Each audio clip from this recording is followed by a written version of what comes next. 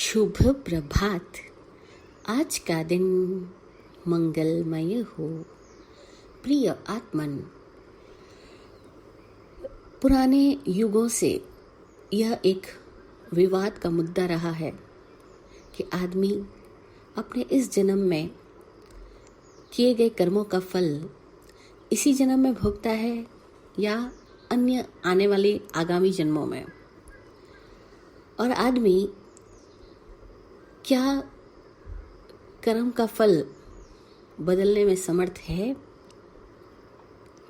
कुछ लोगों का ऐसा मानना है कि इंसान पिछले जन्मों के किए गए कर्मों का फल इस जन्म में भोगता है और इस जन्म में किए गए कर्मों का फल अगले जन्मों में भोगता है।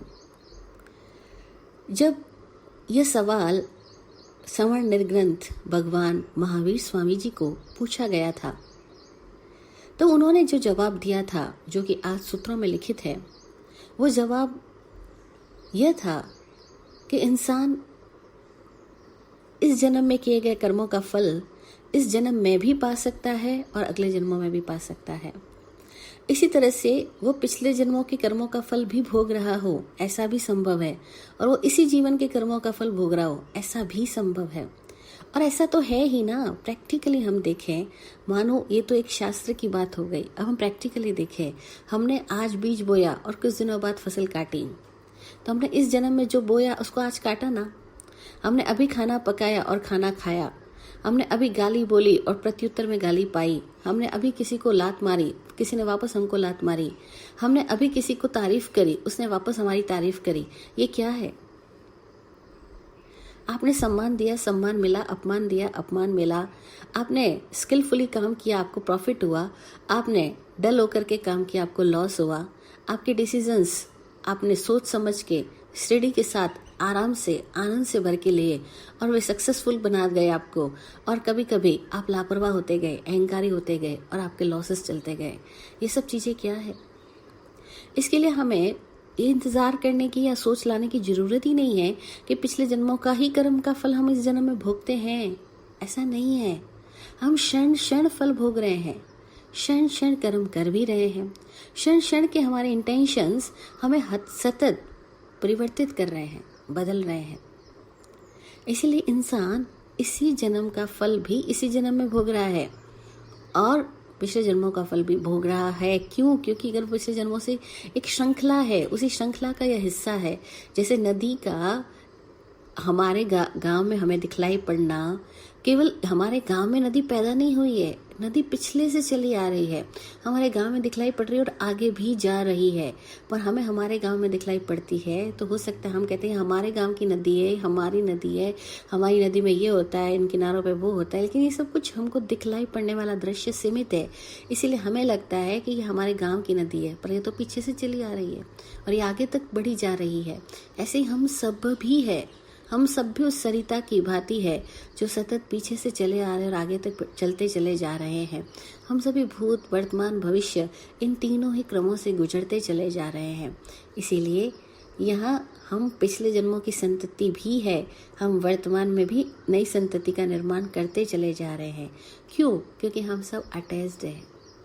जब तक हम अपने इस कार्मिक इम्पैक्ट के साथ अटैचमेंट में हैं, तब तक नया नया स्वरूप हम ग्रहण करते चले जाएंगे, नया नया बंधन हम बांधते चले जाएंगे, नए नए आकारों को ग्रहण करते जाएंगे। जैसे ही हम अटैचमेंट से मुक्त हो जाते हैं, और वो बोध से होता है, इसीलिए बोध का परिणाम मुक्ति है। ज्ञानान मुक्ति प्रजायते, ज्ञान से मुक्ति प्रकट होती है। और मुक्ति होने के साथ ही क्या होता है कि अब खाली ऊपरी खोल में घटनाएं घटती है, भीतर में आदमी उन सारी घटनाओं के साथ चिपका हुआ नहीं है, इसलिए नई घटनाओं को निर्मित नहीं करता। और तब व्यक्ति जन्मों जन्मों के कर्म को भोग के क्षीण होते जाते हैं और नए कर्मों का बंधन होने का कोई कारण नहीं बचता, क्योंकि बोध हो गया, ज्ञान प्रकट हो गया, अनासक्ति घटित हो गई। तो सवाल आपका ये था कि क्या ऐसा होता है कि हम इसी जन्म का कर्म इसी जन्म में भोग लें? जी हाँ, ऐसा होता है। क्या ऐसा होता है कि हम पिछले जन्मों का कर्म इस जन्म में भोग रहे हैं? जी ऐसा भी है। अच्छा, क्या ऐसा होता है कि इस जन्म में किए गए कर्मों का फल हम अगले जन्मों में भोगेंगे?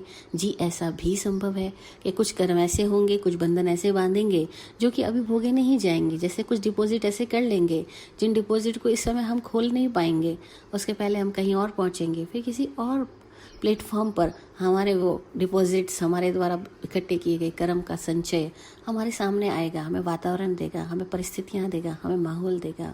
हम पैदा हुए जिन घर में, जिन लोगों के साथ, जिस वातावरण में, हमने इस वातावरण को अपने भीतर पहले डिज़ाइन किया है, तभी ये बाहर प्रकट हुआ है। और वो जो डिज़ाइन इसी जन्म में तो नहीं किया ना, वो डिज़ाइन तो पहले से करते चले आ रहे हैं, इसीलिए जन्म में हम आए हैं। अब हम फिर से डिज़ाइन कर रहे हैं, इसीलिए फिर आगामी जन्मों की निर्मिति होती चली जा रही है। परंतु एकांत मत बनाना कि हम इस जन्म में किए गए कर्मों का फल अगले जन्मों में ही भोगेंगे और इस जन्म में हम जो भोग रहे हैं वो पिछले जन्मों के कर्मों का ही फल है, ऐसा एकांत नियम मत बनाना। क्योंकि हमारे लिए ये इस जन्म है, बाकी तो ये सब एक श्रृंखला है। नदी का प्रवाह की भांति हम सब एक श्रृंखला में हैं। यहाँ पे ना अगला पिछला कुछ नहीं है, केवल दृष्टि सीमित है। तो ऐसा लगता है कि पिछला जन्म, अगर दृष्टि प्रकट हो जाए, अभंग हो जाए, तो पिछला अगला कुछ भेद ही नहीं बचेगा। सब समय में एक साथ दिखलाई पड़ेंगे, समय साथ दर्शन होगा और समय साथ अनुभव को जो उपलब्ध हो जाते हैं उन्हें लोग त्रिकालज्ञ कहते हैं, लोग अनंत ज्ञानी, अनंत दर्शनी कहते हैं, लोग केवल ज्ञानी, केवल दर्शनी कहते हैं। कितनी अद्भुत बात है, अलग अलग शब्दों से इनको पुकारा और नवाजा जाता है, लेकिन हकीकत यह है कि वो तो सबको एकात्म देखते हैं। उनके लिए अब कोई भेद नहीं बचा, अभेद ज्ञानी हुए वो अवस्था हम सबके भीतर भी है ही। अवस्था प्रकट होने दो, रोकता कौन है उस अवस्था को प्रकट होने से? जितना हमें दिखलाई पड़ता है सीमित, उस सीमित को जब हम पकड़ और जकड़ के बैठ जाते हैं, उस सीमित को ही अपना सच्चा रूप मान लेते हैं, तो हमारी ये गलत मान्यता कि मैं ऐसा ही हूँ, बस यह मान्यता ही हमें बंधन में डाल देती है, कारागृह में डाल देती है। असीम को सीमित बना रखना भी है पाप।